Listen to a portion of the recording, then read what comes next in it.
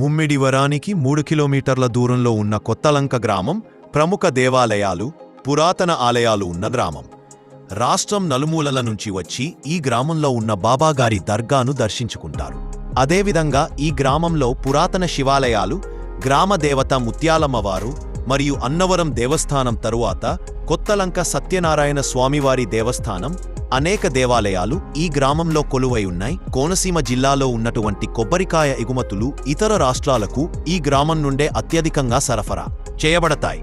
ఇక్కడ నుండి ఇతర రాష్ట్రాలకు కొబ్బరికాయను కొనుగోలు చేసి ఇతర రాష్ట్రాలకు పంపించే కొబ్బరికాయ వ్యాపారదారులు ఎక్కువగా ఈ గ్రామంలోనే ఉన్నారు. మరియు అలాగే ఈ గ్రామం కులమత పార్టీలకు అతీతంగా ఈ గ్రామంలో ప్రతి ఒక్కరూ గ్రామ అభివృద్ధి కొరకు తోడ్పడుతూ ఉంటారు. ముమ్మిడివరం పోలీస్ స్టేషన్ వద్దకు వెళ్లే జనం సంఖ్య అతి తక్కువ.